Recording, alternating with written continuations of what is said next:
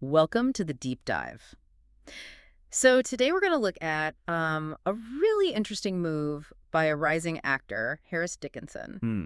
We've got this article talking about him basically pausing his whole acting career for a year. Yeah, it's quite something. And our plan is, well, to figure out why he did that and maybe what it tells us. Absolutely. It's kind of fascinating.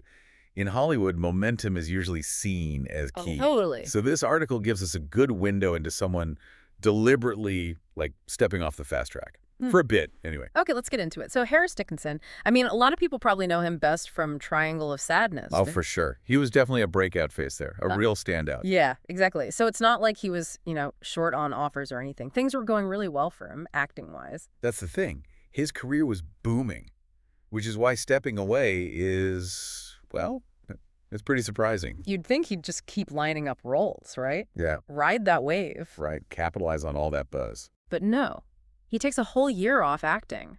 And the reason, it was all about directing his own film. Uh-huh. Urchin. Yeah, Urchin. Mm-hmm. Described as like a gritty, emotional, directorial debut.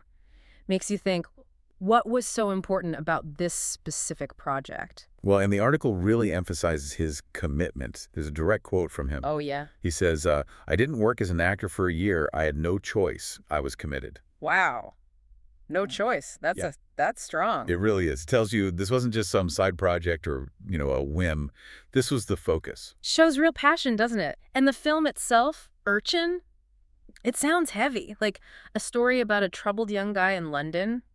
Self-destruction. Yeah, pretty intense stuff for a first film. It suggests he really wanted to say something specific, maybe something personal. Would be. Or maybe he just felt, that this story needed his particular vision behind the camera, not just him acting in something similar. And it seems like that vision paid off, or at least it's getting attention. Definitely. The article says Urchin was like lighting up the 2025 Cannes Film Festival. That's huge for a debut feature. Massive. Puts him in the company of other actors who've directed and shown films there, like Kristen Stewart, Scarlett Johansson. Is that becoming more common then, actors directing? It feels like it, yeah. Mm. Maybe it's about wanting more creative control or telling stories that really resonate with them personally. Yeah, getting their own voice out there in a different way. It definitely shows they're thinking beyond just being on screen.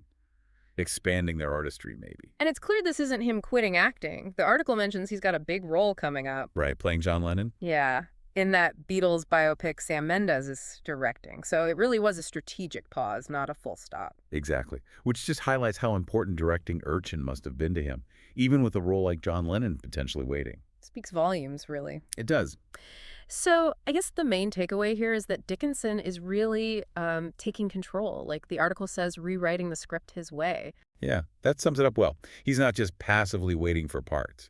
He's actively shaping his creative path. Showing real agency, passion for the whole filmmaking process. Beyond just the performance side. Okay, so wrapping up this deep dive, we've seen how a really promising actor, Harris Dickinson, made this pretty bold move. Stepping away right when things were taking off to pour everything into directing his first film. It really makes you think, doesn't it? Exactly. If you have some deep-seated passion, what might happen if you actually paused, the sensible path to pursue it? What could the unexpected rewards be?